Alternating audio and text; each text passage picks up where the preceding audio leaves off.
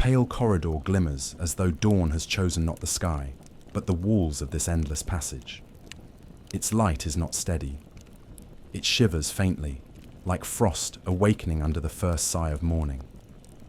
The surfaces are stitched with quiet patterns, threads of pale radiance that shift when touched by even the smallest breath of air. It feels as though the corridor itself listens, bending toward each inhalation, responding with a subtle shimmer. Shards of mirrors hang at uneven intervals, fractured into pieces yet refusing to fall. They do not reflect the face of the traveler. Instead, each fragment opens into skies that no longer exist. Skies where constellations blaze with colors unnamed, hues that shimmer like thoughts half-formed. Some glow faintly violet, others burn with the copper red of forgotten suns. The stars tremble as though aware of being seen, then fade into silence when eyes linger too long. Each piece holds a sky, and each sky whispers of something once remembered, but now dissolving. Beneath, the floor carries no echo. A hush drifts across it, soft as fabric steeped in centuries of silence. Every step feels cushioned, absorbed, dissolved before it can disturb the stillness. Walking becomes less of movement and more of floating, as if the body is not carried forward by muscle, but by the dream itself, by thought shaping its own corridors.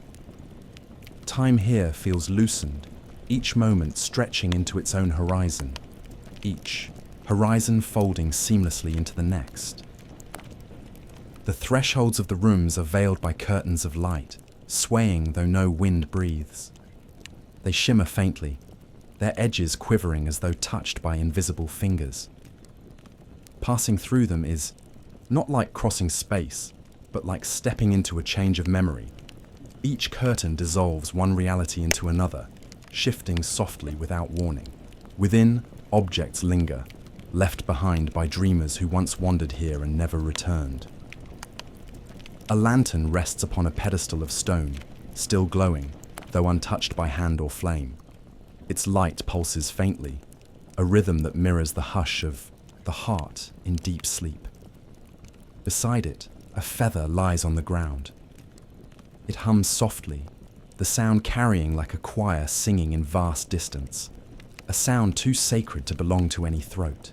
It quivers, though no air stirs. Nearby, a book rests open upon a table. Its pages turn slowly, each revealing only shadows of words, letters that dissolve before they can be spoken, as though the meaning is too fragile to remain. The traveler moves among these remnants with the reverence of one walking through memory. Each object is more than what it is. The lantern glows, not with fire, but with longing. The feather hums with the residue of forgotten voices. The book holds not knowledge, but the ache of language never spoken aloud. These are fragments of lives, tokens from dreams abandoned. Yet each breathes softly, refusing to vanish completely. The air grows cooler.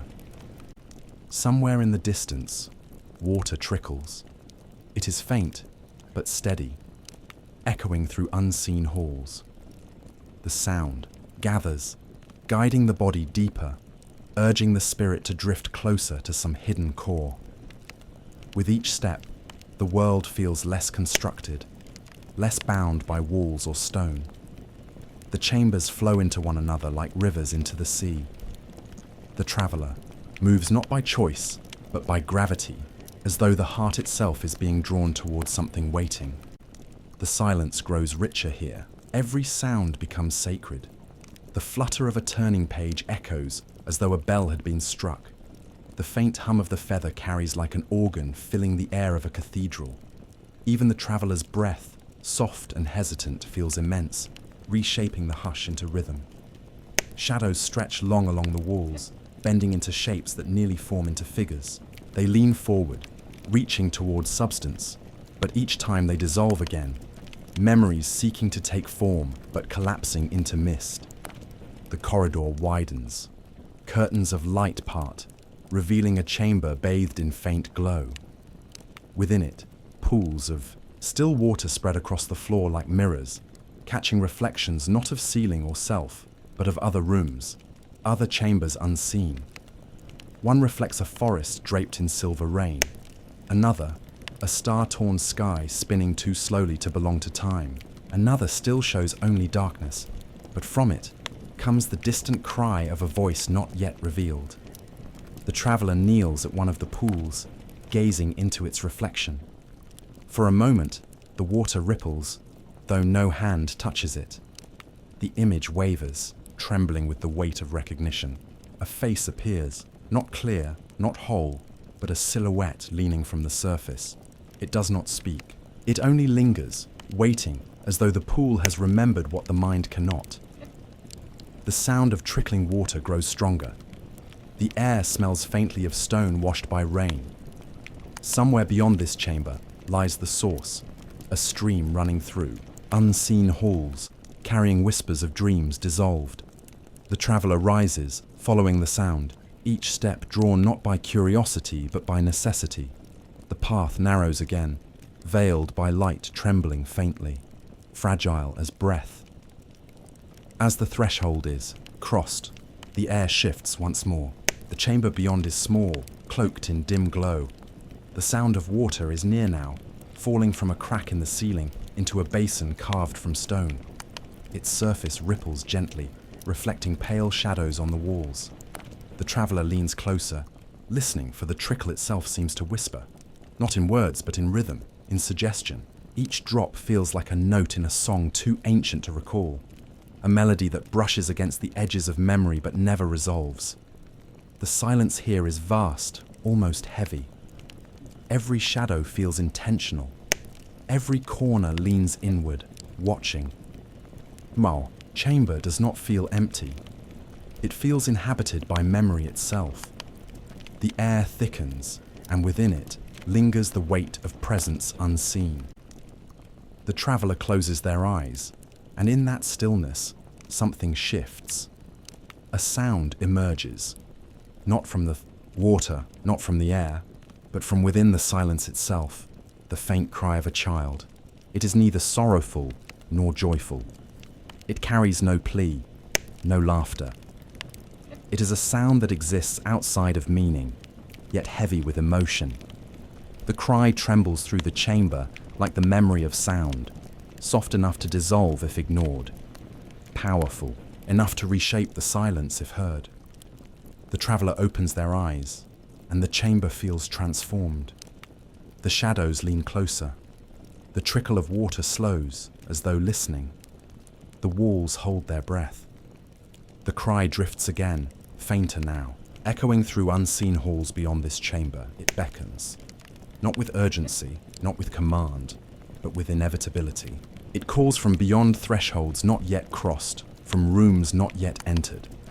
The traveler breathes deeply, steady, reverent. The cry lingers in the chest, resonant, trembling with the weight of unspoken meaning. It fades, yet does not vanish. It becomes part of the silence, waiting, promising. The chamber exhales softly. The water resumes its rhythm. The curtains of light stir once more, opening faintly toward another passage, another room. The cry fades into memory, yet its pull remains. And so the traveler steps forward again, into corridors unseen, toward thresholds where meaning trembles just beyond reach.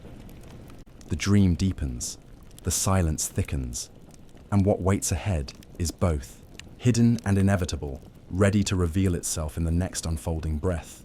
It begins with a hush so complete it feels sculpted, as though silence itself has been carved into stone. A single candle burns in the center of the chamber, its flame bending though no breath touches it, stretching upward toward heavens unseen. Its light is pale, tender, barely enough to touch the walls, yet it holds the room in a sacred glow. The walls rise tall around it, smooth as if water had shaped them, engraved with rivers that do not flow. They ripple faintly when gazed upon, shifting as though they carry within them the ghost of water once alive, once moving, now held forever in stillness. The flame flickers, bending forward as if to listen. The silence deepens. Within it, 1,000 whispers dwell, too faint to name, too soft to grasp. They are not spoken sounds, but impressions pressed against the chest, weight without voice, stories without language. They are felt rather than heard, the kind of voices that remain after dreams fade, not as words, but as shadows in the heart. The candle hums with its own quiet gravity. Its glow spills over the stone, and the walls seem to lean closer, as though the chamber itself waits for something. A movement, a breath, the step that will open the dream further. Without touch, without cause, the far door begins to stir. It creaks open, slowly, carefully, as though remembering how to move after centuries of stillness. Beyond, a soft azure light breathes into the chamber. It does not blaze. It seeps like mist, delicate, calling without sound. The traveler steps forward, and the stone beneath their feet feels strangely alive, as though it remembers footsteps taken long ago and is grateful to bear weight again. Crossing the threshold is like entering a memory that does not belong entirely to oneself, yet welcomes as though it does. The antechamber waits, awash in azure glow. Its floor is scattered with petals, pale and eternal.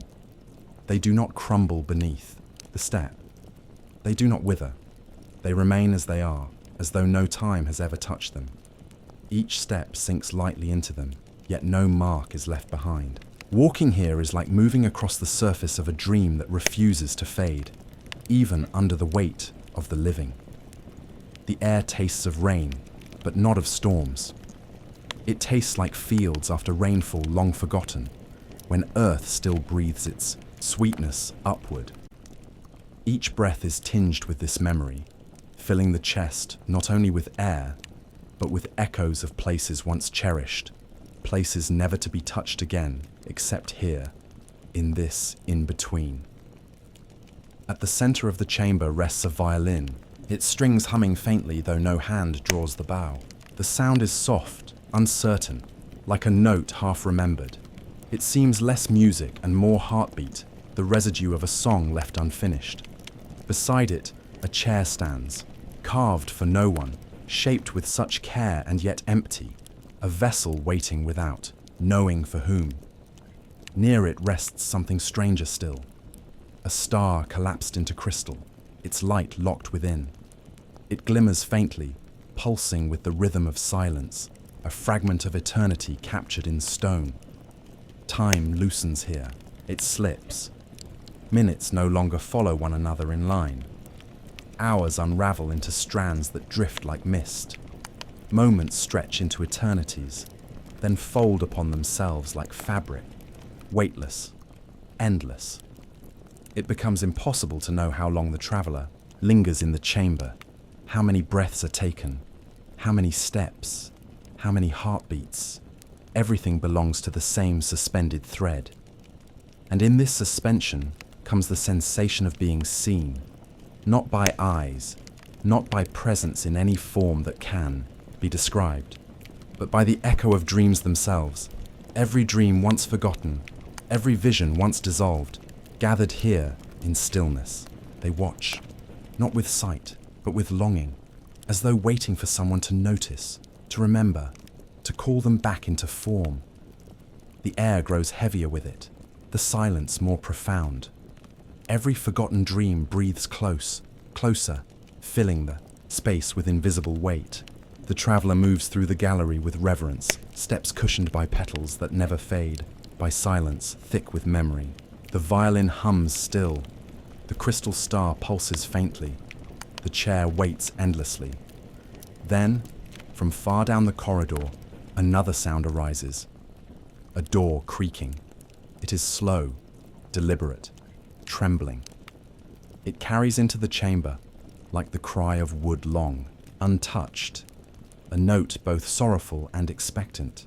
The sound echoes through stone and silence alike, breaking the stillness with something alive. The traveler turns. At the far end of the corridor, a door stirs. It opens wider, spilling faint light into the hush. Not the azure glow of this chamber, not the pale radiance of the candle's flame, but another kind of light. Softer, warmer, beckoning like the glow of memory itself. The whispers return faintly, carried on silence like mist. They are not clear, but their intention is unmistakable. Go on. The chamber itself seems to lean toward that door. The candle flame flickers, bending in its direction. The engraved rivers ripple faintly, their stone surfaces trembling as though stirred by hidden tides. Even the violin's hum shifts, aligning with the tone of that creek, as if the sound has awakened it. The traveler's heart stirs in rhythm with it. A step is taken, then another. The petals hush beneath, holding the step as though reluctant to release. But the path forward is certain. The light spilling from the door is tender, fragile, yet irresistible. It falls across the floor in uneven shapes, stretching through mist and shadow alike. It paints the stone in hues of memory, glowing like something, half forgotten but deeply cherished. The door widens further, its hinges crying softly, and what lies beyond is not yet revealed. Only a shimmer, only suggestion, only promise. The traveler pauses at the edge, breath steady, waiting. The silence holds. The whispers lean closer. The glow deepens, beckoning. And in that moment it becomes clear. This is not simply a doorway into another chamber. It is an opening into the place where memory and imagination entwine, where what was once lost gathers to be named again. The traveler steps forward, and the world seems to dissolve once more into unfolding dream. It begins with a curve that never quite returns to itself, a slow and patient arc folding inward, as though the hall were a seashell left open to the long hush of time. The first breath inside it has the taste of lilac and cooled smoke. It settles, on the tongue like a sweetness remembered before it was ever known. The walls are translucent, and their light is not the light of day, but the pale lucence of a pearl. Soft, interior, as if born from listening. Within that glow drift shadows that are not shadows, figures not quite formed, faces that almost lift their eyes, doorways that almost open, the angle of a shoreline that almost arrives.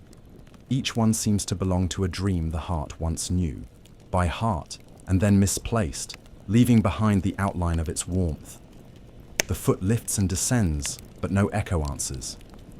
Here, every step is absorbed by hush, the way dawn dissolves a candle flame, gently, without triumph. The floor has a texture like paper left in the press, receptive.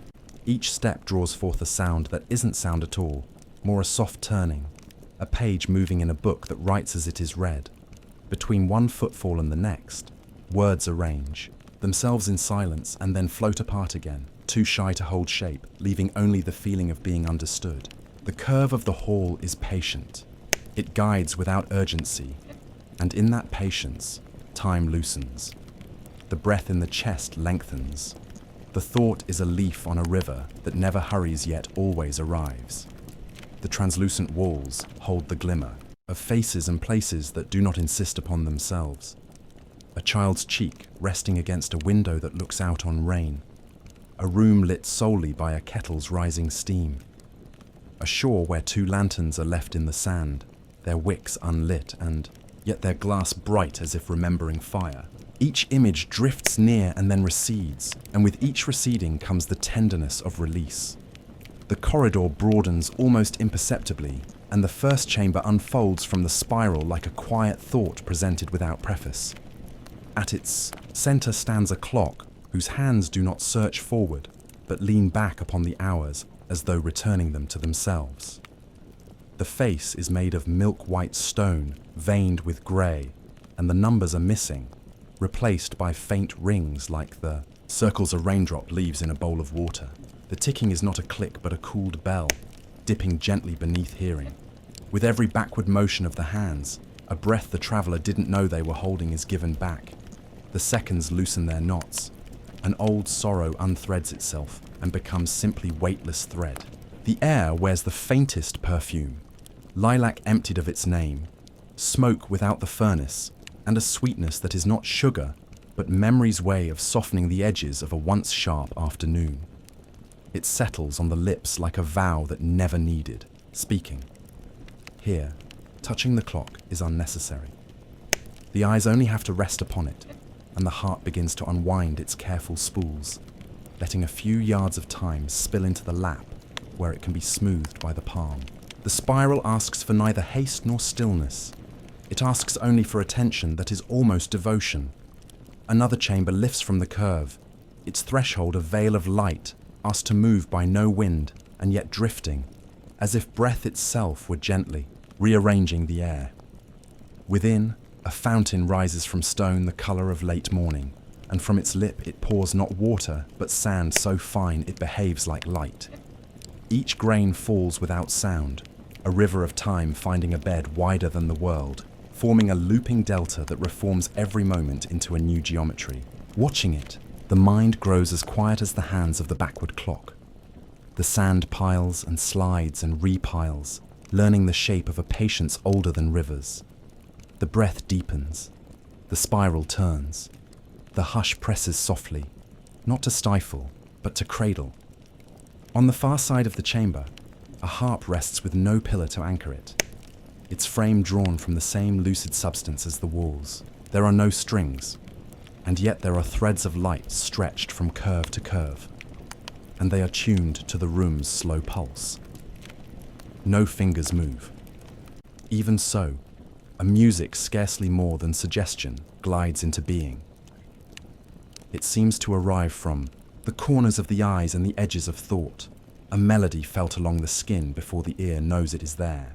Notes rise that might be called silver, if silver had a sound, then lean into tones warm as bread when sliced and set upon a windowsill in winter. The melody does not progress, it opens. It is the shape of waiting, the contour of arrival, a song that keeps deciding to begin.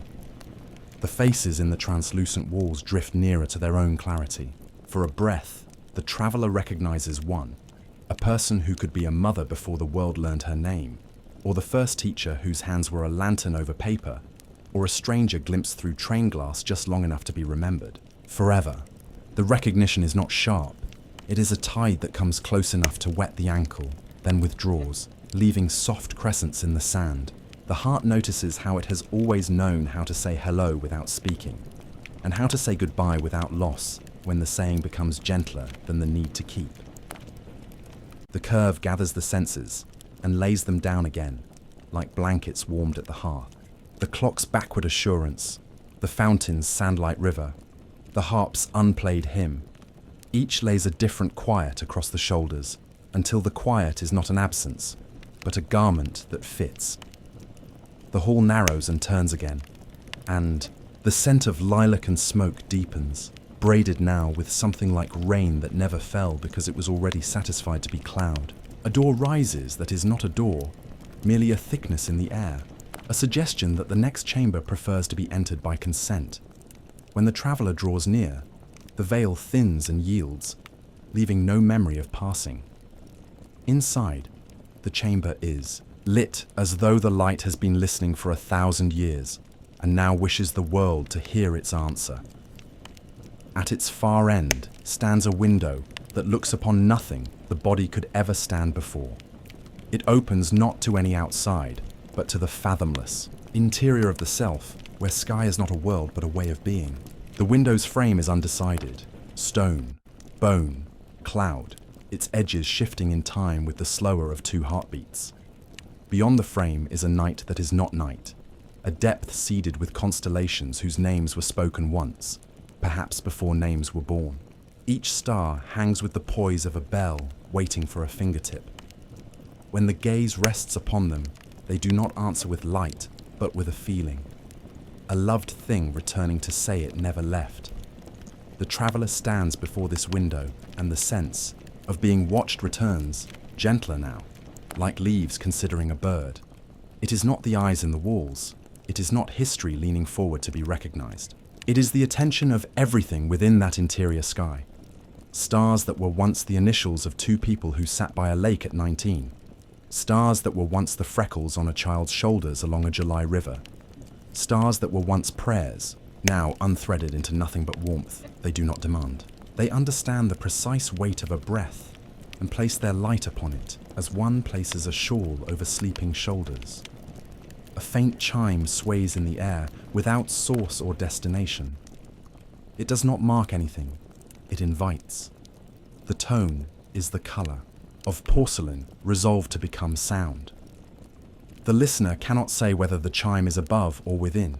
It is simply where attention is most welcome. The spiral answers, its curve tightening as if to lean toward that singular note. Even the sand fountain seems to pause between grains, as though something in the room has become a harbor. The traveler lifts a hand. The window does not move, yet the sky within stirs, as if it had been waiting to be asked a single careful question. And the question has finally been shaped by the simplest gesture. Within the sky, a handful of stars press closer together until their joining resembles a door. It is not a door in any ordinary way.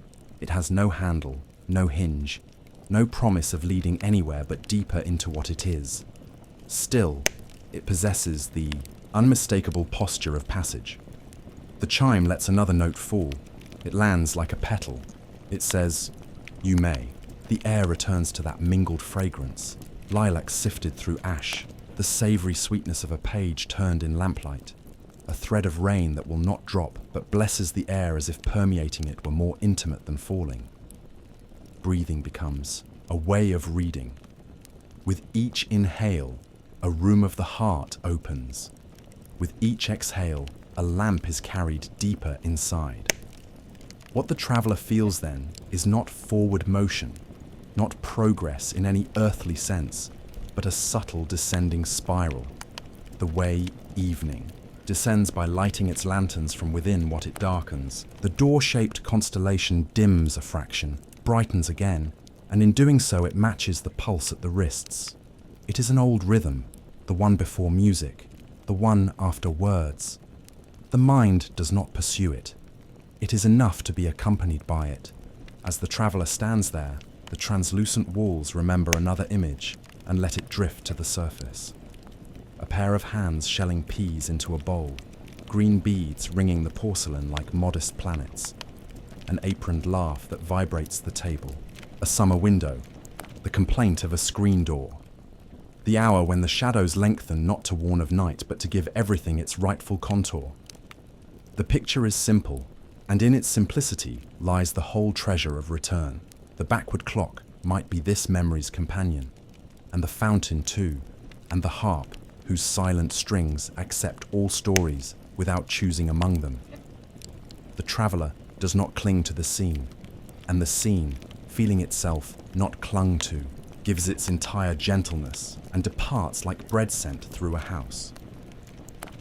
The chime trembles again, and the curve of the hall continues. The window stays where it is, a lamp that does not need to be carried. When the traveler turns away, the inner sky does not vanish. It relocates invisibly to the place between breaths and will appear there whenever asked. What is kept in the pocket of the chest is not a view but a way of seeing. The spiral tightens. Hush keeps its promises. The next chamber is narrower and taller, its ceiling lost to nacreous dusk. Here, the translucent walls hold more voices than faces. They do not speak as language, but as movements of air that suggest proximity. A coat lifted from a hook, a key placed in a dish, the small gratitude of a lamp being switched off while the lamp is still grateful to have been used. These gestures fill the room with a domestic holiness, the sacrament of common touch. The traveler stands still until stillness ripens into listening, and the listening reveals a harp note again, but lower now, like a river passing through sleep. From within that low music comes a shift in the light, a drift that might be called silver fog if silver were a tenderness rather than a metal. It draws itself along the floor from the far archway and curls upward in patient braids. The fog emits no chill. It has the temperature of hands after holding a cup. As it gathers, the traveler senses the coil of the spiral beneath it, knows somehow that the corridor is preparing to bring them nearer, not to a destination, but to a center the world rarely allows to be visited. The backward clock is behind now, though its confidence lingers like a shawl over the shoulders. The sand fountain continues its delicate weather, and the harp's thread of light music trails through the air like luminous dust. All these remain, not as objects, but as agreements that the harp made with time while passing through. The spiral, content, makes its deeper turn. The scent in the lungs shifts again. Lilac thinned towards something nameless and cleaner than any flower. Smoke emptied of hurt, the first sigh of rain before it begins, until the inhalation feels like being polished from within. Even thought acquires a gloss, not of brilliance but of mercy.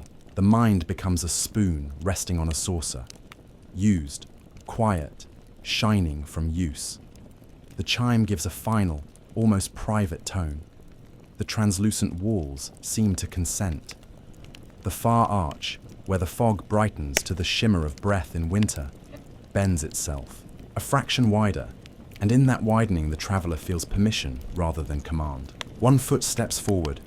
The hush of the floor receives it as a sentence receives its last word. The chamber beyond the arch is only partly visible, as if modest with its welcome. The fog makes of the threshold a curtain woven from moonlight and the palest thread of bells. Passing through it brings the sensation of being named in a language older than mouths. It is not a name that could be written. It is a touch the air knows how to bestow. The heart answers with a slower drum. If the body were a field, this would be the sound of hooves, far away, but coming. Inside, the world narrows to what matters, when everything unneeded has agreed to be silent. There is no furniture, no clock, no fountain, no instrument. Only the spiral continuing as a tenderness in the bones. Only the fog like silk lifted by careful hands. Only a light so softened it behaves like remembered skin. The traveller is not alone, and yet there is only the traveller. Two truths that do not conflict here. Within this poised quiet, the sense of being carried turns. It is no longer up the curve or around it, but inward, the way a seed knows how to. Travel into the earth prepared for it. The inwardness is not withdrawal, it is a deepening of arrival. Every step sheds its need to be called a step, and becomes instead a falling leaf learning the grammar of the ground. A wound that did not know it was a wound loosens and finds it was only a knot in a ribbon, and the ribbon was intended from the beginning to hold a gift. The translucent walls, faithful, offer one more almost image. A hand touching another hand while crossing a street, the small firm tug of care. A porch light left on for the one who will come late. A cup set down and washed before sleep. The absence at a table that has the size and shape of love. The fog brightens where those things appear, then dims where they pass, as if the room were breathing the story in and out with the traveller. At the heart of the spiral, if this is the heart, if hearts can be spirals, something changes without moving. The chime does not sound, and yet its idea is present, as if the bell had decided that silence was its truest voice. The inwardness reaches a pause that is not an ending. It is a threshold not described by architecture, but by willingness. There is no door, and nonetheless the air behaves like a door. It accepts, it weighs, it swings open by listening. From far back in the passage, where candles and rivers carved in stone and azure petals still hold their stations like small faithful stars, a rumour of all the earlier rooms travels softly forward. It arrives not as memory, but as a companion entering without knocking. The backward clock, the sand fountain, the harp of light, the window within holding its inner sky, each places a hand, if light can place a hand, along the traveller's shoulders. The spiral approves. The fog makes of its silver a shawl. Before the traveller, the fog trembles at its crown, and in that tremble there is a suggestion, just one, of a shape about to take on tenderness. It could become a lantern. It could become a face. It could become the single syllable a child learns, before any other, but it does none of these yet. It waits. Waiting itself becomes the music. The body understands, without instruction, that the movement needed now is not forward, but softer. The breath accompanies it. A hand might lift, but gentler than a leaf leans. The heart might lean, but gentler than a bell listens. The eyes might close, not to refuse the world, but to let the world step nearer without shyness. And as lids grow warm and lower, a new sound stirs so quietly it could be mistaken for the memory of sound. A distant shore inside the self. A thin, unfinished hymn, an almost word. It threads through the silver fog and finds the place in the chest where the earlier chime has been resting. The two find one another. They do what water does when it meets itself. The spiral knows it is not finished. It also knows it is closer than ever to the root from which silence grows. What waits there has no need to hurry. It prefers to be invited. The fog brightens one shade further and arranges itself in the shape of a path the width of two bare feet stepping side by side. It gleams as if snow had remembered moonlight. There will be a next chamber. This is how the air lets the traveller know. It will flicker with the same silver, perhaps kinder, perhaps stranger. There may be bells there, or veils, or a door that forgets what it means to close. For now, the room holds its breath not to withhold, but to protect. The scent of lilac is almost gone, having become the subtler sweetness of belonging. Smoke has become warmth without fire. The rain that never fell is the moisture at the edge of a dream before it condenses into story. The inward path waits. The spiral listens. The traveller stands with eyes half-lidded in a light that has learned their name without asking for it, while somewhere ahead the fog gathers itself into a tender threshold, the next whisper forming, unseen, along the rim of the heart. Through an archway woven of pale stone, the silence bends wider, and the traveller enters a chamber vast enough that its ceiling dissolves into unmeasured darkness. That darkness is not empty. It glitters faintly, star by star, as though the chamber's height was stitched with fragments of night sky. The stars shimmer without pattern, trembling like memories adrift, untethered from constellations that once held them in meaning. The floor below gleams, polished to such clarity it ceases to be stone. It becomes a mirror stretched across the hall. Yet what it reflects is not the one who stands upon it.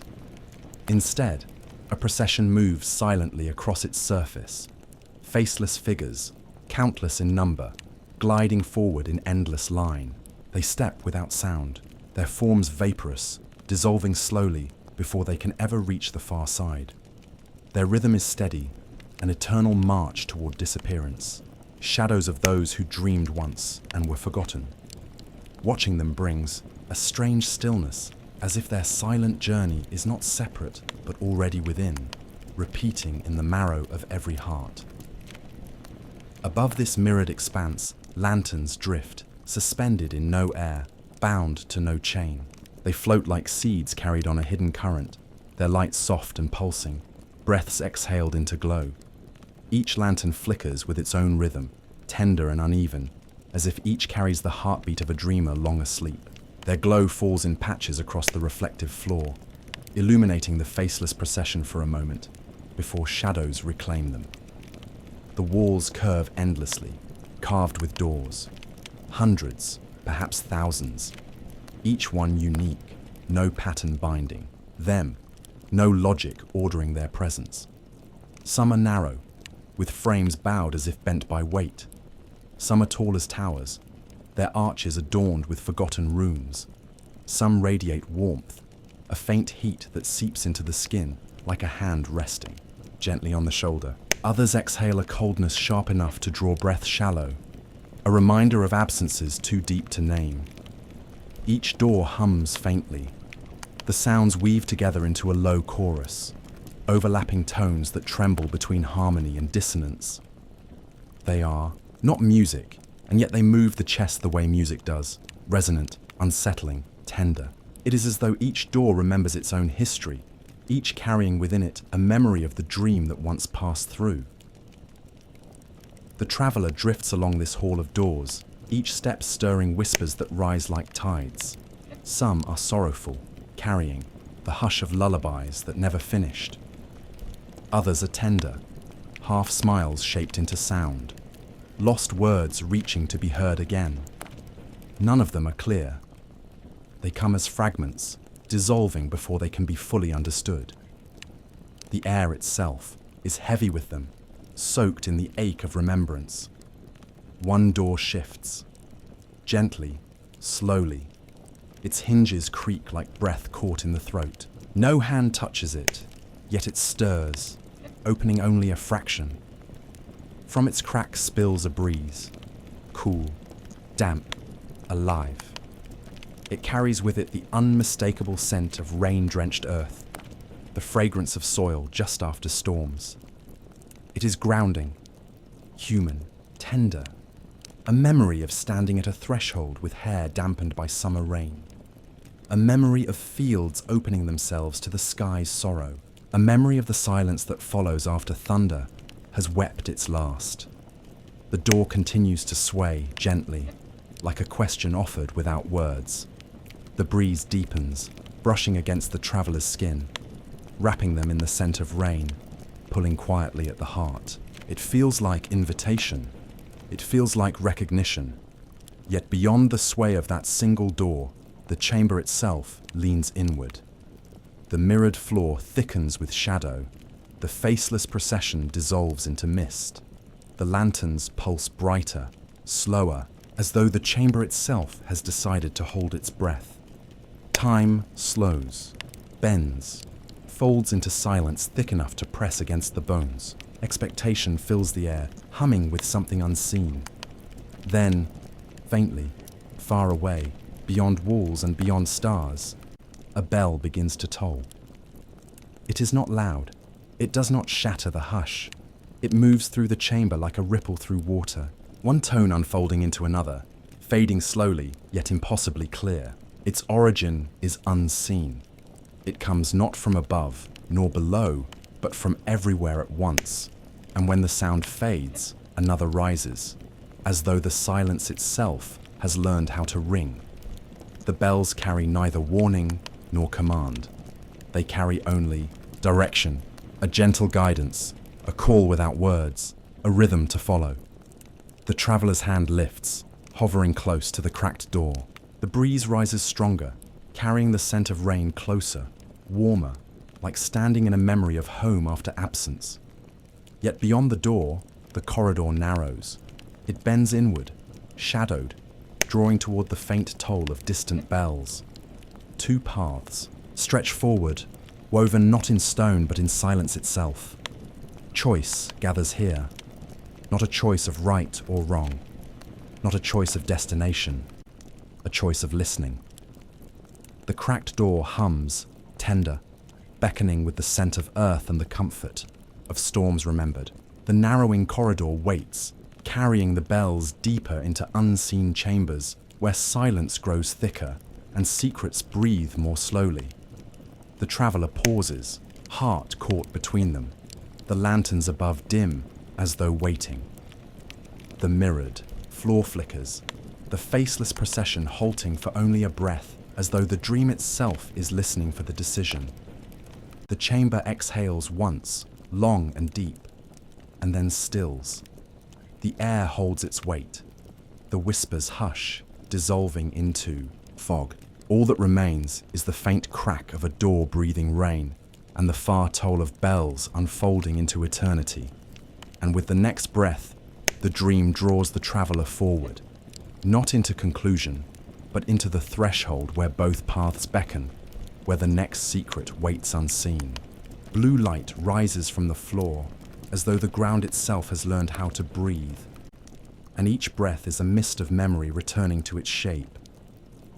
It lifts in slow folds, a tide that never breaks, softening the edges of the first chamber until corners blur and shadows loosen into their gentler names. Nothing here is lit from above. The glow wells up from the stone like water, coaxed from a spring beneath the ribs of the world. In the center of this dimness stands a chair, simple and exact, carved of wood that remembers forests the way a seashell remembers the sea. If one listens, The chair whispers very quietly.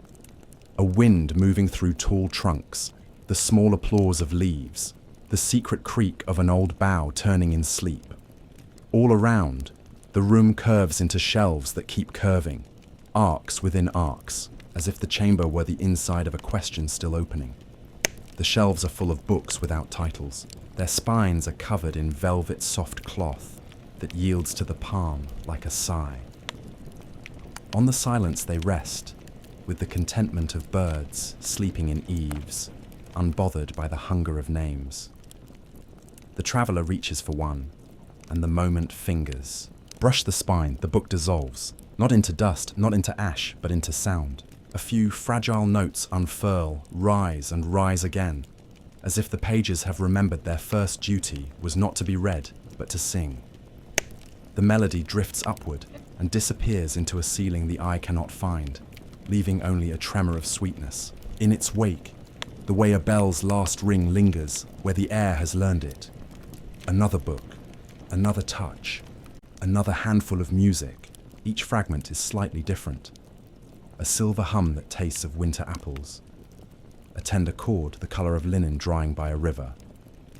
A hush like footsteps on snow that has decided not to squeak. The traveller stands still and watches as the shelves brighten, dim, brighten, an aurora of unbound songs moving through cloth and wood. The chair keeps whispering forests into the floor. The blue light keeps its patient breathing, and the chamber feels the way evening feels when the lamps have been lit, but no one has yet decided to speak. Beyond the shelves, archways open like soft mouths about to pronounce a blessing. Their shapes are older than architecture, closer to the curve of a coat laid over a sleeping child. Each reveals only the beginning of another room, a faint suggestion of colour, a smell that has never met language, a shadow consenting to be recognized. The traveller goes by the chair and past the shelves of singing, and the first archway accepts them with the courtesy of a curtain drawn back by a careful hand. Here the air smells like rain, though nothing falls. It is the smell of streets washed, clean of their stories, of fields relieved of their thirst, of roofs humming that quiet, after-storm gratitude. The stones beneath the feet are darker here, polished by what has never touched them. The walls glisten faintly, as if within them the storm is ongoing, a long tenderness travelling from cloud to cloud. The traveller inhales, and the lungs respond, as if remembering how to pray.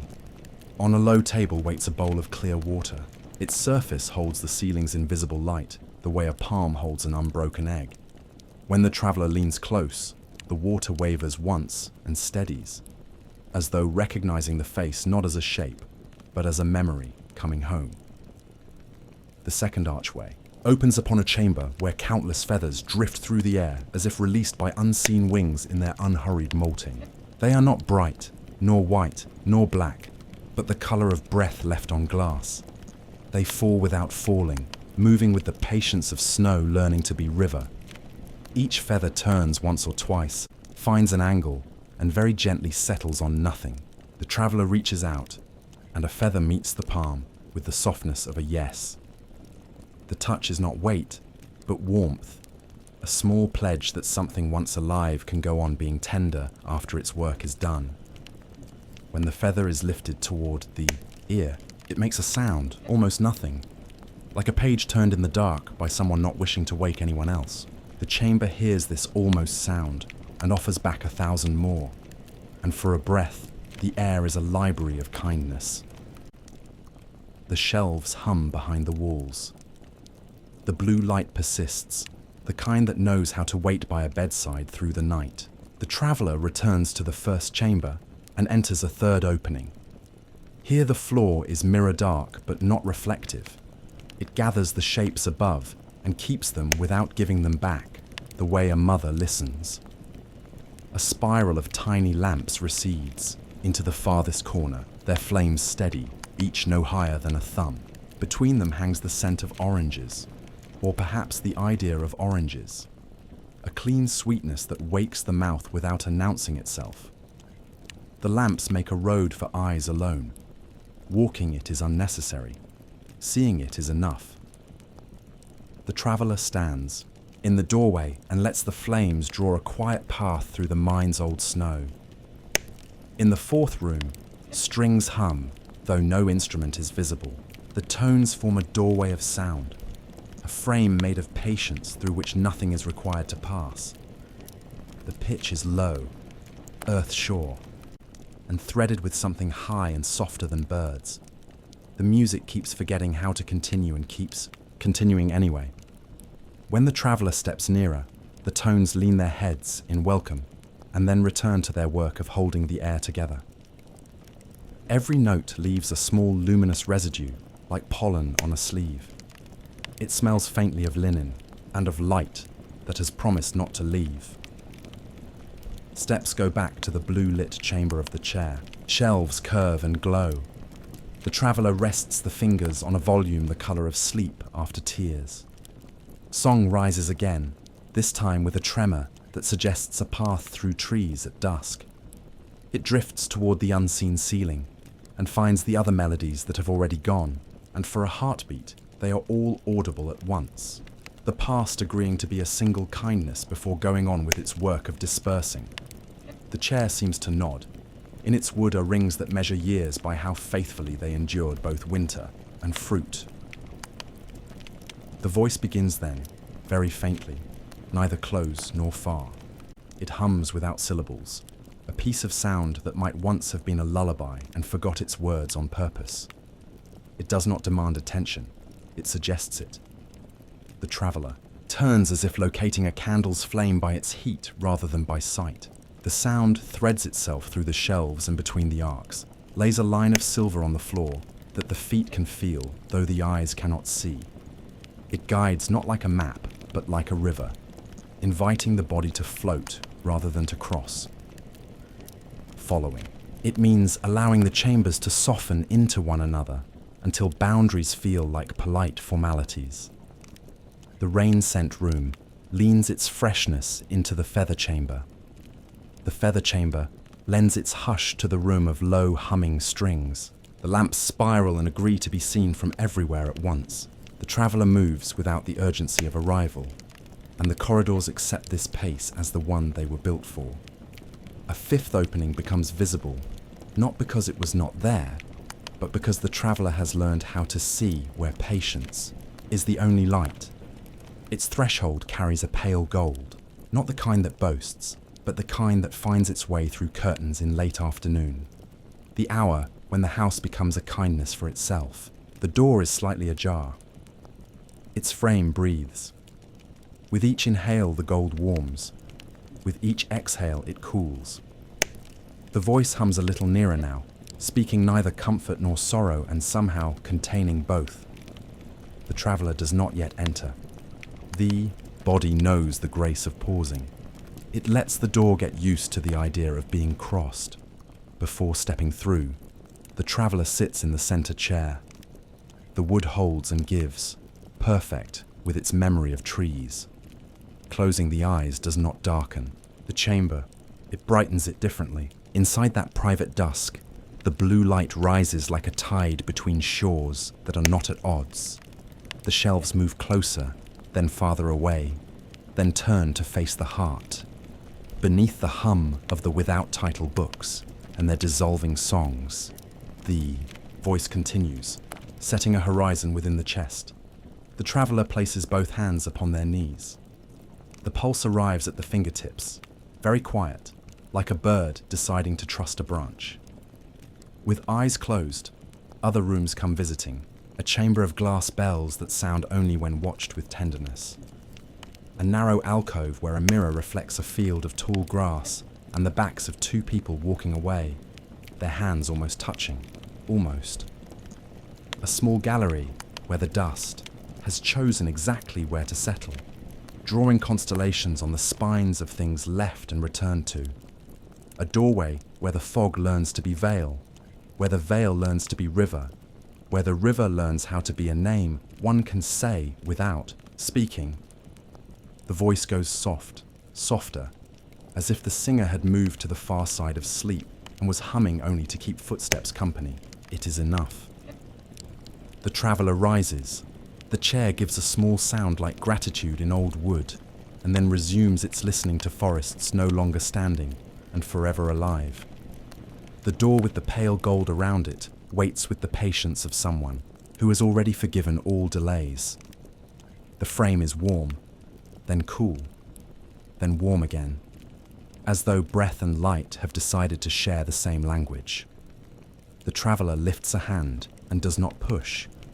The air itself leans toward the opening, and the door concedes a little more space without complaint.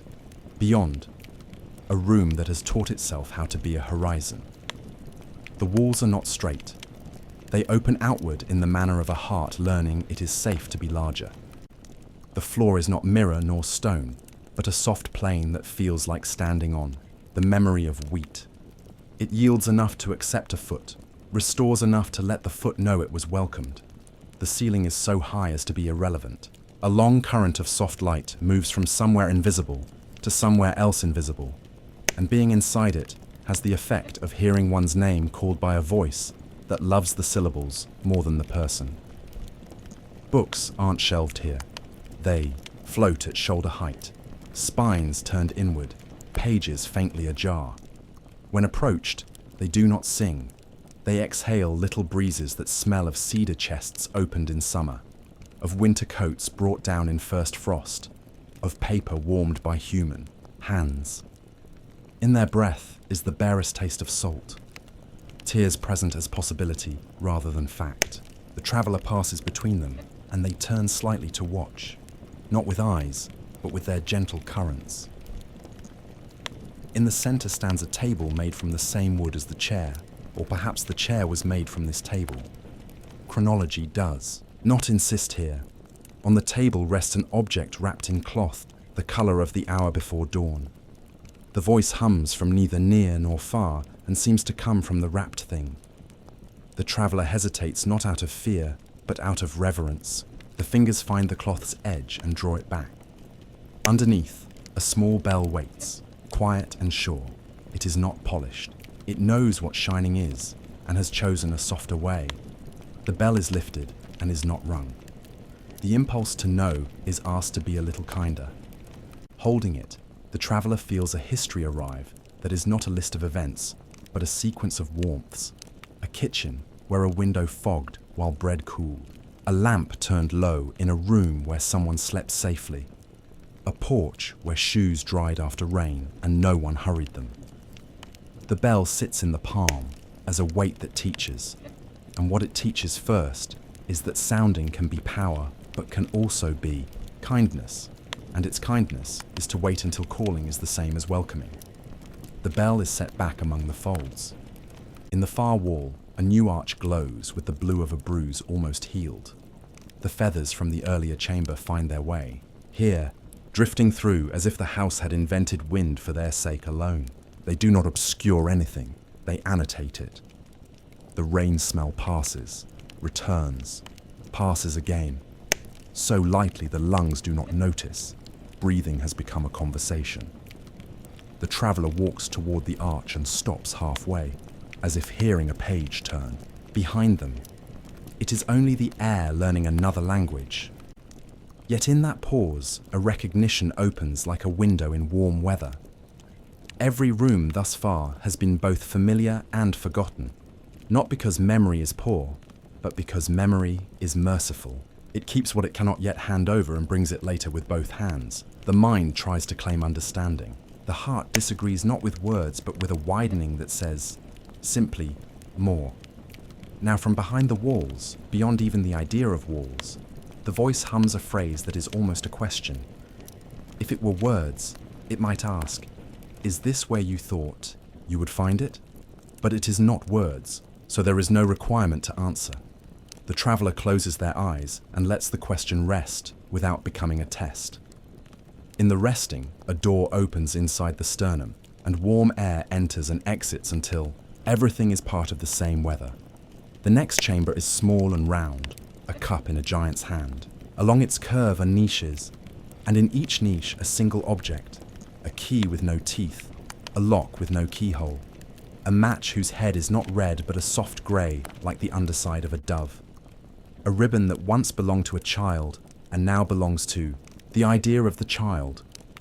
A stone with a hole worn through the middle, the exact shape of an O spoken in wonder. The traveller touches none of them. Their presence does the touching. A little wind moves around the circle clockwise, then counterclockwise, as if the room cannot decide which way time is kinder. At last, the humming voice aligns with the pale gold again, and the air in the first chamber stirs. The shelves shift, slightly in their long arcs, snugging closer together as a flock does when the evening learns how to be colder. The chair creaks the way old houses say, "I am here."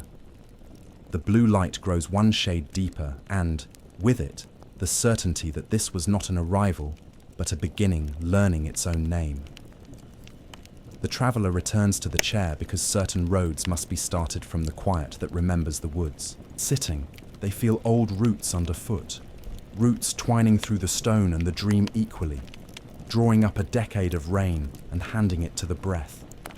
The books breathe, the feathers find the floor and become a ground soft enough for secrets to stand on. Somewhere within the walls, water that has never fallen yet, always arrives marks time, with a rhythm kinder than counting. Then, without warning and without surprise, the voice ceases. In the silence left behind, something else takes its place, a hush that is not empty but pregnant with turning. The door with the pale gold, slightly ajar since the traveller first learned how to see it, breathes once more and opens the smallest additional measure, the way a sleeping mouth opens just enough to let out a single word. The word will not be said here. It belongs to the next room and to the feet that will carry it across their skin. The traveller rises. Hands brush the curved spines lightly, grateful without needing to keep. The chair is left as it was found, more alive for having been sat upon. Blue light lifts and lifts, a tide threading moon through marrow.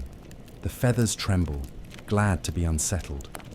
The rain that is not rain releases a farther fragrance like soil, naming itself after long silence. Somewhere in the thick of the house, a bell that has learned the restraint of love thinks of sounding, chooses instead to bless the throat of air with its unsounded ring. At the edge of the arch, the traveller pauses, not out of doubt, but in honour of thresholds. The door frame breathes in. The traveller breathes out. The breath and the frame agree to exchange roles. Pale gold leans across the traveller's cheek, the way a mother tests a child's temperature with the back of her hand. It is the kindest, light, the kind that forgives before there is anything to forgive. Beyond the arch, the next chamber waits with a silver fog arranged like a promise. The air has the feel of bells that will ring far away and still find the bones. The floor suggests a path wider than footsteps, gentler than decision. Somewhere between here and there, the humming voice will resume, or it will not, and both are forms of guidance. The traveller steps forward, and the room behind does not close. It lengthens into the heart like a lamp carried to bed. The chairs, forest speech continues in the ear, long after the wood is out of sight. The books keep singing, now that they know they will be heard without being held. The feathers keep falling in their slow education toward rest. The rain keeps being the name of the thing that teaches stones how to shine. The threshold leans inward, welcoming without insistence. The traveller crosses. The pale gold gathers at the crown of the head and settles there as a quiet star. And, in the first breath of the next room, where the fog begins to braid itself into meaning, the house of eternal rooms inhales with the traveller and exhales with the dream, promising wonder and loss, and the exact tenderness required for each. As the path bends inward again toward the whisper waiting just beyond reach, a staircase curls upward, infinite in its patience, spiraling into a darkness that glows faintly with every step. The stone beneath the traveller's feet is translucent, alive with its own hidden radiance. Each touch awakens it, a soft shimmer that spreads outward like ripples in quiet water, then fades as though sinking back into silence. With every ascent, the air grows lighter, thinner, filled with a sound that is not quite wind. It is softer, gentler, the faint rustle of unseen wings brushing through the shadows, as if the staircase is watched over by an invisible choir that moves without ever landing. The climb has no sense of distance. There is no measure of beginning or nearing the end. The ascent itself becomes a rhythm, steady, endless, more breathing than walking. The body feels weightless, guided by the curve rather than carried by strength. And then, without threshold, without warning, the stairway gives way to a chamber vast and circular, the steps loosening into a floor so wide it feels as though the spiral has opened into a star. The chamber is ringed with towering columns, each one alive with shifting shadows. They do not stand still. They move faintly, trembling like forms half remembered, silhouettes escaping their own shapes. They resemble memories the mind has tried to forget, yet which refuse to vanish. Hands reaching, faces turning. The arch of a doorway that once stood in light.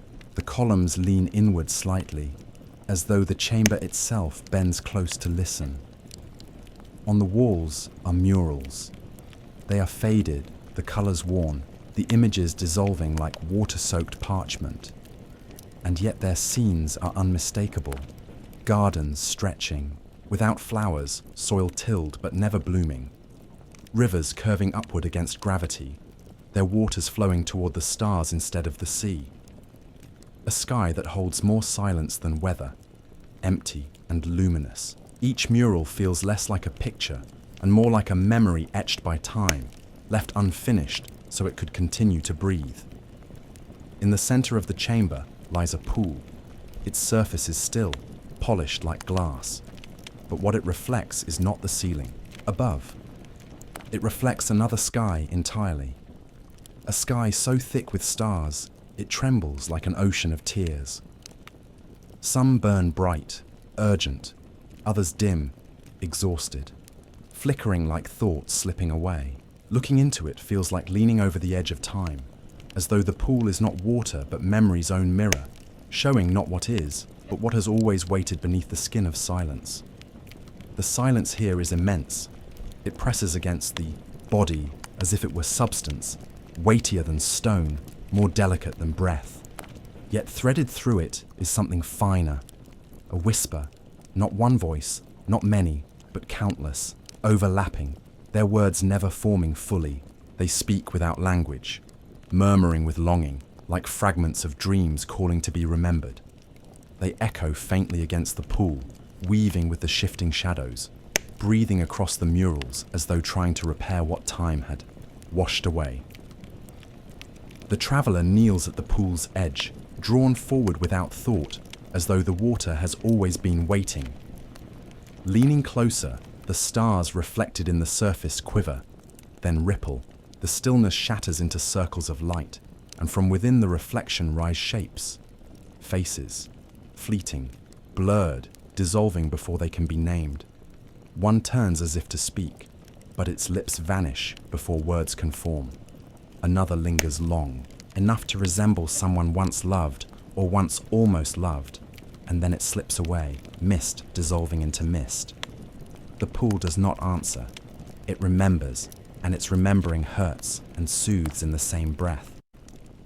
The traveller watches until the reflection steadies again. The stars settle, trembling softly, a sky holding itself in place.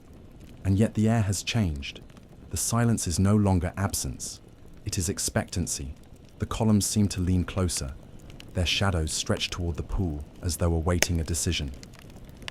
The choice is clear, though not simple.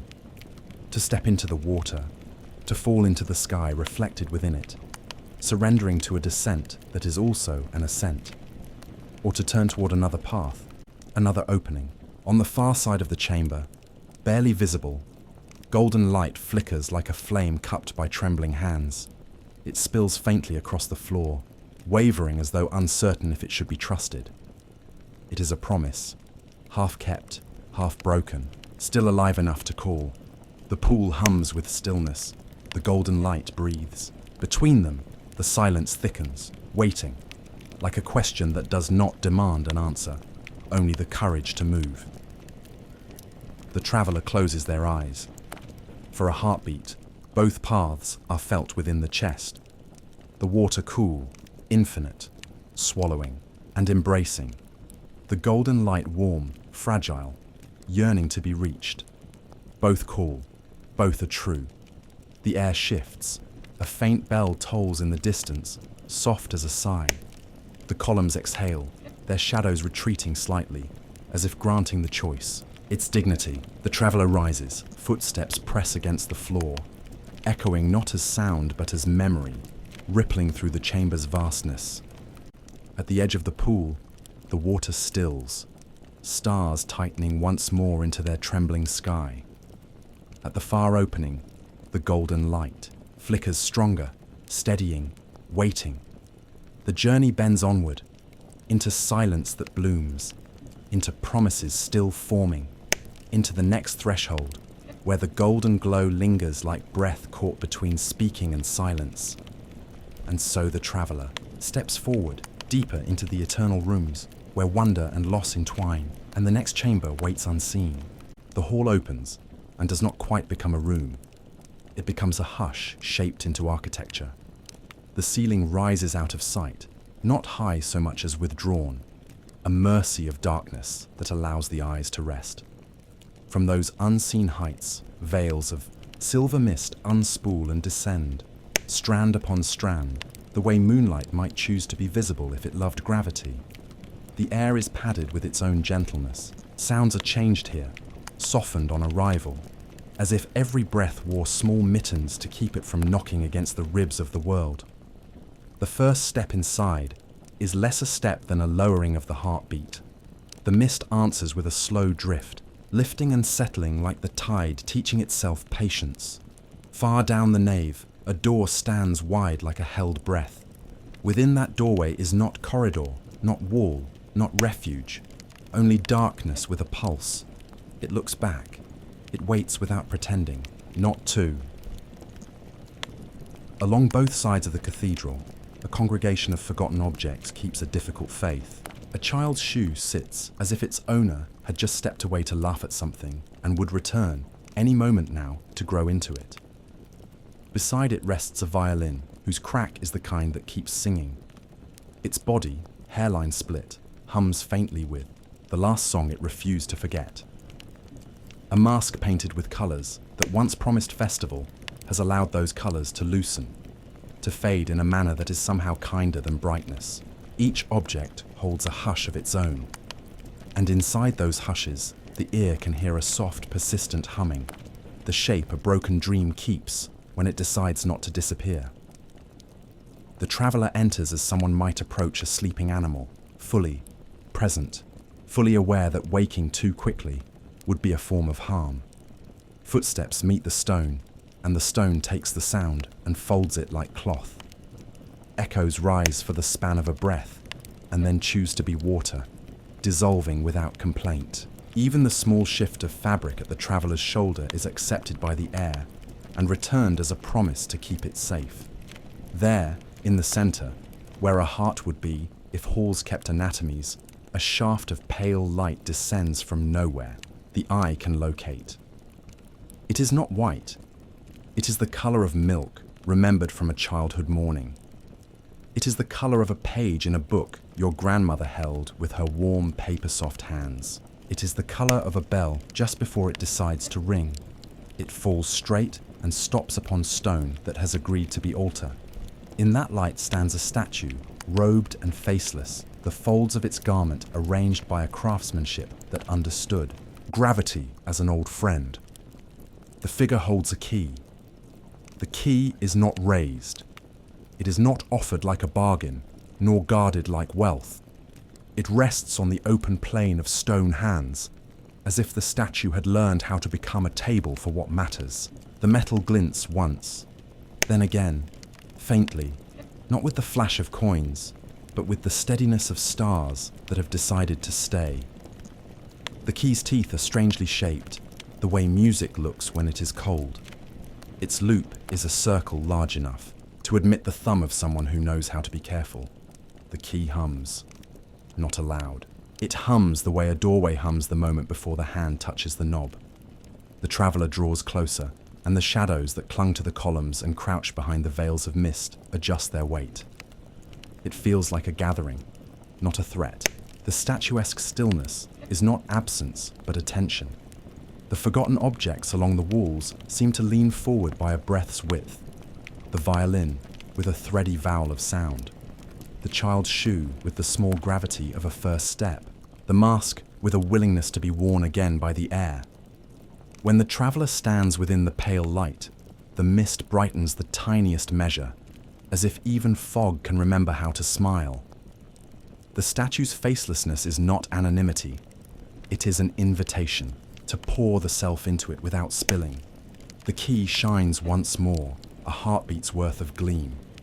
The traveller's hand lifts, then hesitates, not fear, listening. And from the open door at the far end, the whispering begins again. It arrives like a thread pulled gently through linen. No syllables, only longing.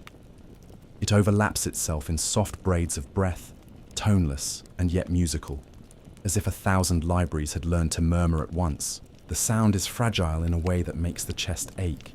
It is strong in the way seeds are strong. It does not plead for rescue so much as ask to be remembered correctly. In it is the weight of lullabies that were never finished, of promises that learned to be softer than they were asked to be, of names spoken once and then hidden in drawers with letters that no one has the heart to throw away. The traveller turns slowly toward that dark. The door remains wide, its inner night unchanging, but something inside it shifts. The posture of the unseen, the temperature of the hush. The mist around the threshold lifts, as if to make room for a returning tide. On the floor before the door, a thin length of darkness reaches outward the width of a hand, then withdraws again, like a wave choosing modesty. The whispering deepens. The key in the statue's hands warms by suggestion.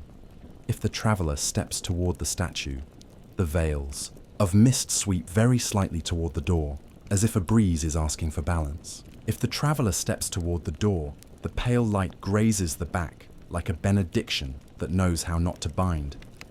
Choice here is a gentle animal. It will not bite. It will press the head into the palm and wait. The traveller studies the key more closely. The metal holds pores, tiny as breath. Within those pores, a faint, steady shimmer like far-off frost under moon.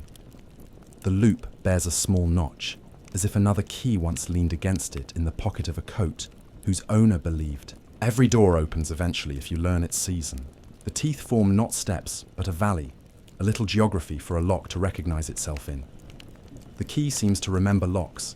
It glows with a relief that suggests reunion is part of its metal hunger. The child's shoe hums, faint and sturdy, and the sound smudges into the violin's lingering tone. The mask's fading colours accept their work of failing beautifully. Along the farther wall sits a stack of letters tied with twine the colour of last light. One letter at the top has been opened so many times that its crease is a valley worn by rain. On a narrow shelf rests a single cup with a chip that fits the tooth of someone long forgiven. Another shelf holds a photograph whose image has slipped into silver fog, leaving only the suggestion of shoulders leaning toward one another. Two silhouettes mid-laugh at something that did not require words. Each object contributes to the cathedral's hymn, a harmony of presence willing to be incomplete. The traveller closes the eyes and listens, as if instructed by the ribs themselves. The whispering from the door grows thinner, then stronger, then thin again, breath learning its old cadence. It is almost pleading. But pleading for what? Not rescue, recognition, the kind that does not demand to keep, but hopes to be seen before it can go. The kind that makes a room warmer for the next traveller who will pass through. A memory arrives, not loud, not insistent. The weight of keys in a pocket on a winter morning. The music of them answering one another with small clinks, a choir of permission. A door opening onto a room with a lamp already turned on, because someone thought of you on their way out. The body loosens around that memory. the hand that hesitated lifts again, floating over the key. Touch. The key is cool, then living. It gathers the heat it is offered and returns it twice as steady. The statue does not change, and yet the room alters its listening, the way a field turns its attention toward a single bee. The key is lighter than expected, or perhaps the expectation belonged to a world where keys had to be heavy to be true. Here, truth knows its exact weight. When the key leaves the statue's hands, the pale light lowers by the width of a pulse, as if bowing. The statue's facelessness holds its tenderness. Empty hands are a new altar.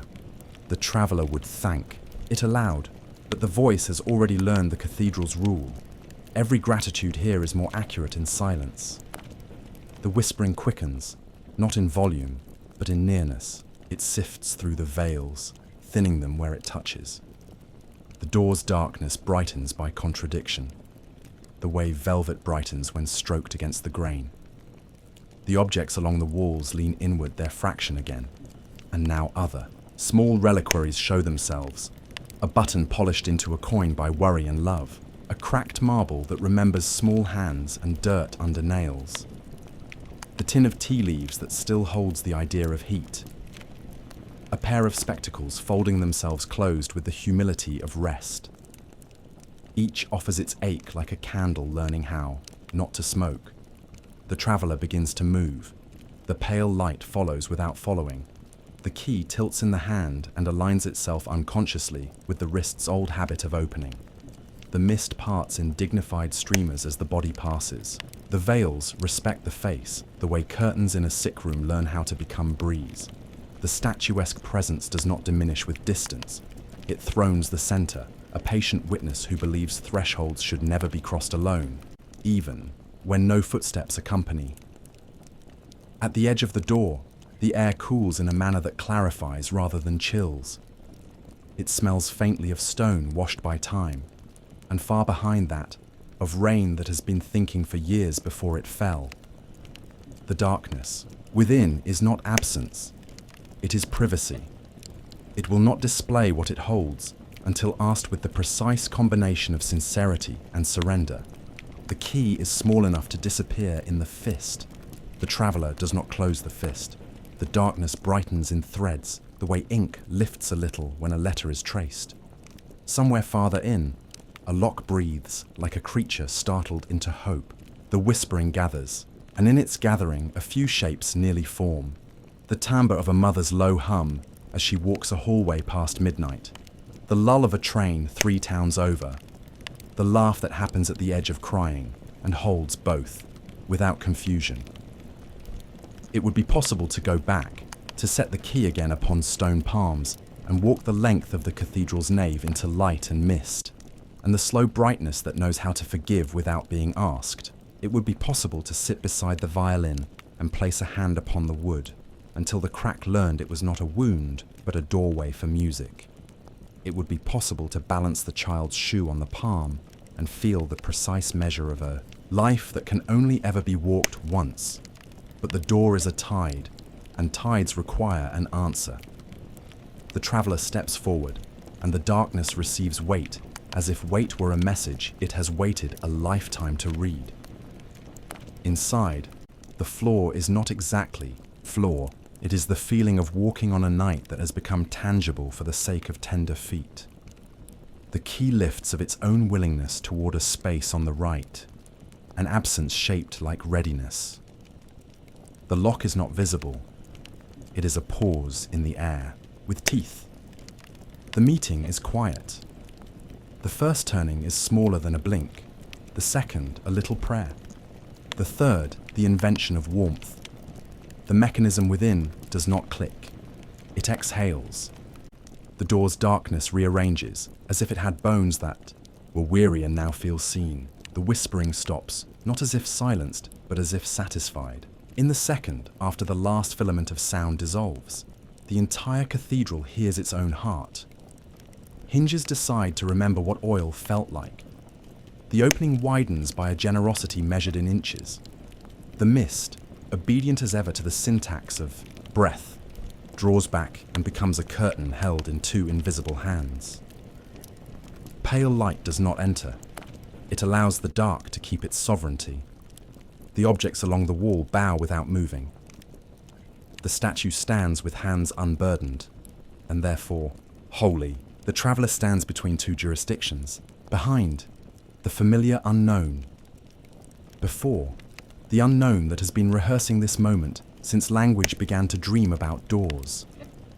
The shoulder blades loosen, as if an old name had been lifted.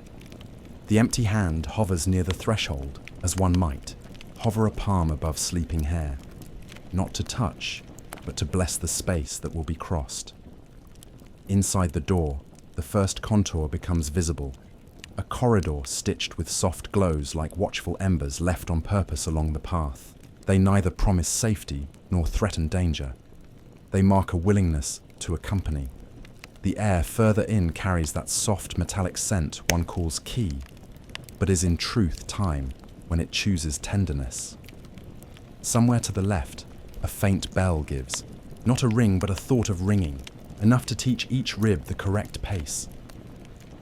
Before the traveller moves, the cathedral offers one last teaching.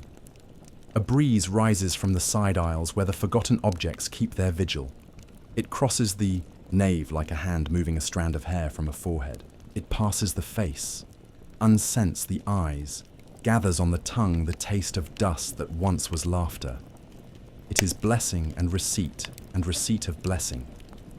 The traveller learns, in that small wind, how to carry what will be left behind without losing what must be found. The key is still in the hand. It does not ask to be pocketed, it asks to be respected. There will be other locks, or not. There will be places where only the gesture of holding will be the key required. The statue remains in the center of light, faceless and full of identity. A figure who has learned that giving and keeping are carpentered from the same wood. The traveller crosses. The mist lifts the hem of itself so feet will not be entangled. The darkness accepts the new rhythm of steps and adjusts its own to keep company. For 3 paces, the memory of the cathedral follows like warmth on the back. On the 4th, it tucks itself into the sternum and becomes interior, an organ, not a place. Behind, the open door does not swing shut. It waits within the cathedral's patience, the way a porchlight waits for stories to return with their hands full. The objects along the walls resume their humming. The mask allows one more color to become gentle. The violin holds its crack like a river holds its current. The child's shoe remembers joy as perfectly as a foot. The letters keep their twine because softness needs something to lean on. Ahead, the corridor's embers tilt as if listening, and the first breath inside the new dark arrives like a small, grateful bell, not rung but understood. The path narrows into kindness. Somewhere beyond the turn, a room breathes deeper than sleep, readying its silence like a bed that has learned the exact weight of a body not yet resting. The traveller continues. Key, warm, in the palm, guided by glows that prefer to be called stars, by air that prefers to be called river, by whispers that prefer, for now, to be called silence. And as the distance from the cathedral grows, the pale shaft of light behind steadies into memory, a steady white thread stitched through the night, strong enough to pull upon if the heart forgets which way is inward. Just before the path curves, out of sight, a final breath from the larger hall crosses the threshold to meet the traveller where they are. The faintest scent of silver mist, the softest weight of blessings that do not bind, the barest taste of bells. It says nothing that can be quoted. It means everything that can be felt. And with that, the journey bends again, carrying the wanderer toward a chamber that waits with its own hidden key, where silence will open like a flower at midnight, and the next whisper will arrive with the gentleness of a name spoken once, perfectly, in the dark. A gallery opens without end, so wide and deep it refuses to be measured. The arches rise in stately repetition, then dissolve into haze, where distance forgets itself and becomes a drifting blur of light and shadow. Each arch seems less built than dreamt, their stone edges bending inward like the quiet hands of memory trying to hold what slips away. The air is hushed, heavy with reverence, as though every breath taken here is added to a silence already centuries old. The floor glimmers with fragments scattered like stars fallen from a broken constellation. Shards of glass lie everywhere, yet they do not cut. They glow with their own soft light, as if each fragment contains a secret kept long beyond its time. When the traveler steps upon one, it does not shatter nor resist. Instead, it releases a murmur, faint as breath. Voices sigh, fragile and weightless, recalling not stories, but the sensation of having once been known. Each sigh fades before meaning, is grasped, leaving only a trace, a reminder of forgetting that has learned to hum instead of weep. The walls breathe, slowly, with an undulant rhythm, as though the entire gallery were alive, inhaling and exhaling color. Their surface ripples with shifting hues, deep indigo that trembles like midnight water, pale rose soft as memories blush, silver threaded with shadow like moonlight unraveling into mist. Watching them is like watching a sky open within stone. No mural holds still, no color belongs to itself. They drift and fold into one another as though rehearsing the very act of remembering. In the gallery's heart rests a table of obsidian, black and dense, polished to a surface that swallows light.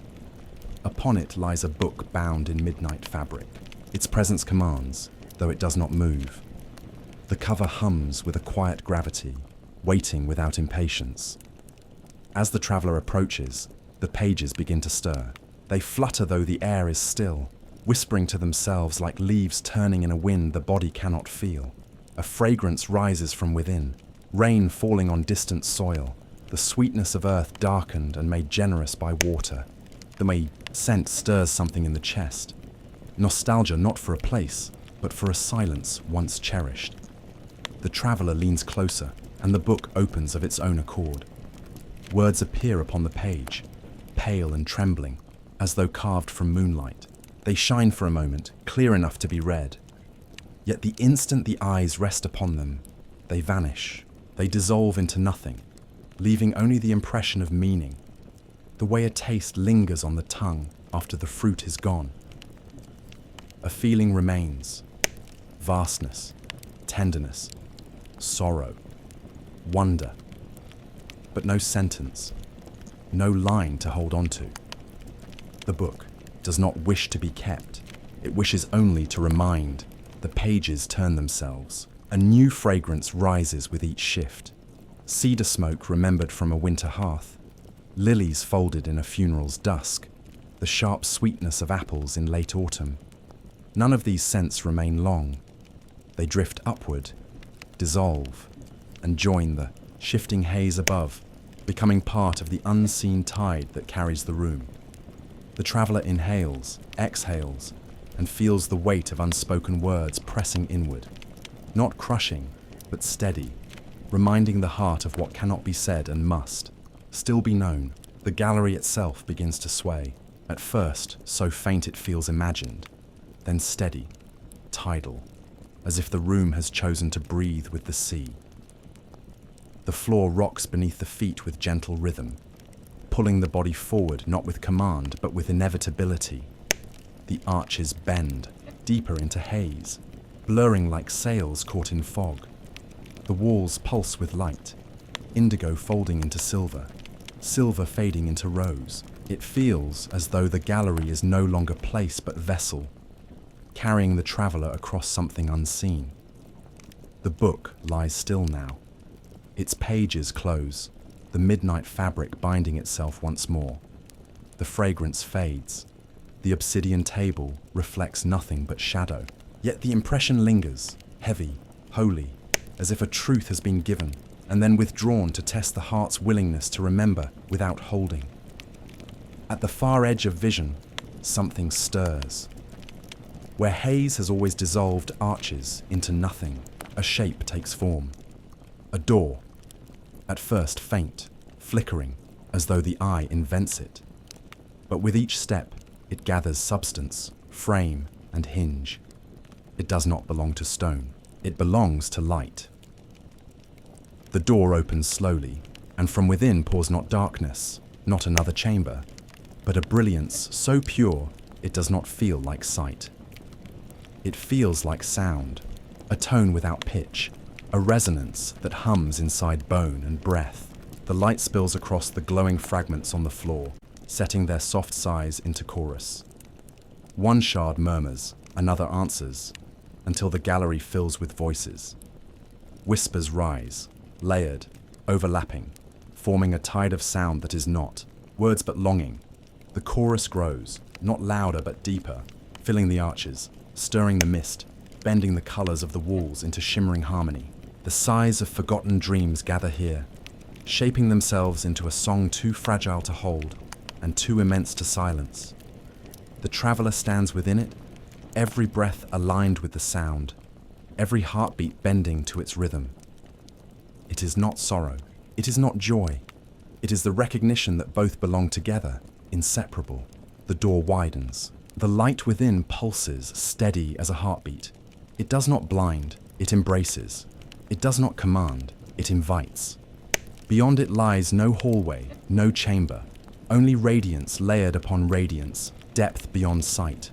The whispers swell once more, rising into a single sustained note, as if every forgotten dream has chosen the same breath. The gallery stills. The arches dissolve entirely into haze, the walls into silver mist. The obsidian table fades, the book vanishes. All that remains is the floor of glowing shards, the murmurs they release, the light pouring through the door. The traveler steps forward. The fragments glow brighter, singing softly beneath each footfall, their sighs joining the chorus above. The gallery leans inward, rocking like a cradle, carrying the body closer to the light. And when the threshold is reached, the whispers converge into silence, not emptiness, but a silence so whole it feels like the world exhaling. The light waits, pure, patient, humming. The traveler lingers only a breath longer, then crosses. The gallery dissolves behind. The fragments, the murmurs, the colors of the walls fade into mist. Ahead, the radiance deepens, promising not an ending, but a further descent. The whispers will return. The song will return. But for now, there is only the crossing. Only the passage into chambers unseen, where silence blooms deeper than memory, and forgotten dreams spiral further inward, waiting to be uncovered. Darkness gathers like velvet stitched with the perfume of dust and roses. A hush so carefully woven, it feels hand-sewn into the air. From that darkness, a glow discovers itself, small at first, then patient, an ember deciding to remember how to be a star. A lantern hangs where no chain holds it, swaying as if a tide moves through this room without water. Its light is the kind that strokes rather than strikes, a drifting gold that chooses edges to love. The lip of a stone, the rim of a ripple, the soft architecture of breath. The walls receive this glow and return it changed. They are inscribed with constellations, not as maps, but as possibilities. At one glance, they gather into a river that runs uphill through midnight fields. At the next, they scatter into a handful of sequins, shaken from an old dress worn by the evening when it wanted to be kind. The constellations rewrite themselves with each breath drawn here, arranging their bright grammar around the lungs. Every inhalation a clause, every exhalation a vow. Shapes appear that almost confess their names. A door where a swan should be, a bell where a mountain was, an eye that is also an island. The longer the gaze lingers, the more the stars become shy. They fold inward, kiss their light, and wait to be asked again. Underfoot, the floor is shallow water, clear and perfectly still, a lake comfortable with the duty of bearing skies. It reflects the lantern and the traveler, and also someone else. A presence that lingers a half step behind, faceless yet precisely familiar, like a childhood room remembered only by scent. When the foot moves, the water agrees to be changed. Ripples drift outward, slow, clean, and the sound they make is chime thin. the note a bell would choose if it wanted to be heard only by the bones. Each ring widens until it discreetly becomes part of the room's native silence, leaving a small memory of music inside the ankles. The air is thick with the sense that something has already been said here, and the walls are waiting to see if it can be said again with a gentler mouth. Dust and roses keep their quiet argument. Earth and bloom, sifting a sweetness that occupies the tongue without asking to be named. The lantern sways. Its motion draws out shadows that behave like curtains breathing in sleep. Across the water, in the far corner where darkness chooses to protect rather than conceal, a door stands closed. Its surface carries colors that do not appear when asked, only when trusted. The green a river keeps at its deepest curve, the blue found when a bruise is almost healed, the red the horizon invents for itself when letting go of a day it loved. None of these hues stays in place. They pass through one another like forgiving relatives in the hall. From beneath the door, a slow pulse of light escapes, a heartbeat introduced to air. It lifts and falls in time with the chest. And the chest, noticing this, decides to become more honest with its rhythm. The whispers in this chamber are not background. They are weather. They gather and thin. They drift along the surface of the water like fog, smooth with purpose. They tangle in the lantern's faint chains that do not exist. They shiver through the constellations until stars become commas. Words almost arrive. They come to the threshold of shape and pause, as if remembering the cost of letters. They ask to be recalled, not so they can remain, but so they can go with dignity. The traveler stands and listens. Long listening changes a face. It teaches the jaw how not to clench, the shoulders how to be a shore rather than a shield. With that listening, meaning grows tender enough to approach without armor. A phrase lifts out of the whispers the way. A fish might surface when the moon owes it a favor. Remember me as warmth, not as weight. Then the phrase dissolves as if water had been turning pages and reached the end of its own story. The lantern's glow widens and the constellations answer by forming a geometry that wavers toward a path. A faint string of stars lower on the wall, mirrored perfectly in the water, so that the walkway becomes not just a direction, but a sentence the body can speak with its steps. The traveler moves. The floor receives each footprint with the appreciation of a lake welcoming dusk. Rings bloom outward and find the door's slow pulse. For a moment, the two rhythms agree, then separate, then find each other again. The closer the body draws, the more the door learns to breathe. Its frame quivers, not with tremor, but with readiness. The colors on its face are brighter now, and gentler for being so. The dream and waking exchanging scarves. Touch is not yet required. The door senses approach and answers with a hush deeper than apology. From under it, the pulsing light increases by the width of a thought. The traveler kneels, as if to honor the smallness that always precedes true thresholds. Kneeling lowers the heart toward the water, and the water, grateful, raises its reflection to meet the heart.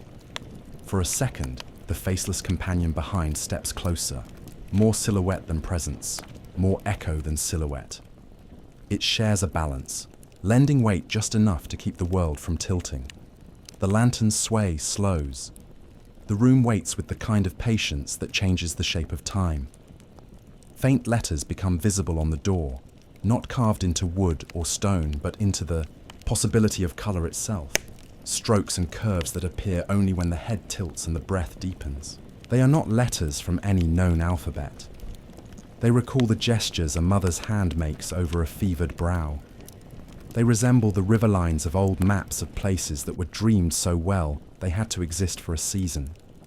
Tracing them with a fingertip leaves no mark, and yet the body learns something it had mislaid. How to pronounce the world without forcing it to answer. The whispers lean nearer, overlapping until they become the texture of a single word not yet born. Their urgency is kindness. They do not pull, they suggest. They do not demand. They become unavoidable in the gentlest way. The constellations draw themselves close, crowding the walls like friends who know they must leave soon, and wish to be present for the moment of farewell. In the water, the reflections gather and then blur, as if the room were remembering how to fall asleep. A memory rises of a hallway in rain, the smell of wool steaming on a chairback, the small orchestra of drips resigning themselves into bowls, a set of keys left on the table as if to say, "You are expected here." Another memory follows, walking inside the first, carrying a lamp lit low. The lamp's circle of light shows 2 pairs of feet, and the space between them where the dog used to lie. The heart wavers but does not break. The whispers hear this and change key, sing a fraction brighter. The tone bells use when they want the room to know that tenderness is not a weakness, but a method. The traveller's hand lifts and settles on the door. It is neither wood, nor stone, nor metal. It is the idea of door held together by faith. Warmth enters the palm like a letter delivered to the right address. Beneath the fingers, the pulse quickens once and then chooses steadiness again, granting permission loud enough for silence to hear. The handle does not present itself. Instead, the frame itself leans a whisper inward, as if the threshold were opening its ribs. The lantern sways, a patient metronome, patient. The constellations dim the smallest degree and then bloom into new arrangements. The outline of a bridge, the feathered curve of a wing, the long arc of a bell's invisible line between strike and still. The reflections answer, less mirror than companion. The faceless self behind leans into alignment so the body can carry both weights with the poise of a tree receiving snow. Burdened, yes, but beautiful in the bearing. When the door begins to open, it does so with a decision that is also a question. The gap is a sliver at first, a single hair laid against the cheek of night. Breath enters through it, a draft the temperature of gratitude. Through that slip of space, more darkness shows. Yet it is a darkness that glows from beneath its own skin, an inner night that is not empty, but fertile. The scent that comes through is rain meeting warm stone and naming it beloved. The whispers fall quiet to let the new quiet be heard. Inside, a corridor reveals itself as something simpler, a length of hush stitched with small waiting lights. They are dim, as if they have promised not to startle anything that needs to remain asleep. The traveller's mouth remembers how to rest open just enough to receive the kindness of air.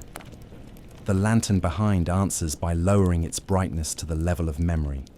On the walls, the constellations release their shapes and become simply stars, the way a signature becomes a line when no one needs proof.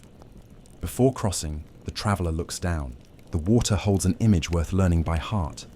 The lantern, the stars, the faceless companion, the door's line of light pulsing like a soft drum, and the traveller's own face, more patient than before, less defended, a mouth that understands, blessing when it arrives without vocabulary. The image trembles, not with fear, but with acknowledgement, then calms. A ripple touches the edges of the room and returns as if to say, "I will keep this for you if you forget." The first step over the threshold is a rehearsal of trust. The second is the performance.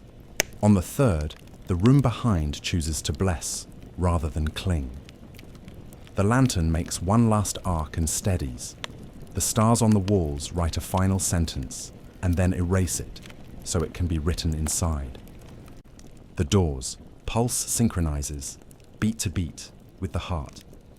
Then it too learns to be quiet and remains a warm glow at the ankles. Inside the corridor, floor gives way to something softer than water and truer than stone. A surface that feels like walking along a line drawn by a careful hand. Each light along the baseboards lifts a small cup of brightness and offers it without insistence. The whispers resume from ahead, not behind. This time, less like longing and more like instruction disguised as lullaby. They drift through the ribs and teach them a slower choreography. They pass over the shoulders like shawls knitted by someone who knew your winters intimately. They carry the weight of phrases that almost become sentences. I remember you, says one. Take your time, says another. You can set it down now, says a third. And the thing that needs to be set down understands and finds a place. The corridor bends, a soft curve, as if remembering the seashell hall a lifetime ago and wishing to answer it. Somewhere far to the left, a bell practices gentleness. It tries its voice once and decides the air already holds enough music. The dust and roses perfume thins to a thread and then braids itself through the breath so that breathing becomes an act of keeping company. Along the right-hand wall are recesses that are not alcoves so much as pauses. Inside them, the constellations gather into small private skies, constellations of household stars, a cup's bright rim, a key's oval loop, a button discovered in the hem of a dress while folding, the ignored glories that held entire days, together, without applause. These small heavens light themselves when the traveller passes, then return to their soft dusk, content with being noticed exactly once. The faceless companion is nearer now. It does not tread, it abides. When the traveller stops, it becomes stillness that feels like a hand at the back, not pushing, just guarding the posture of courage. When the traveller moves, it carries the balance the way a lullaby carries a child, lightly, with the strength of ordinary love.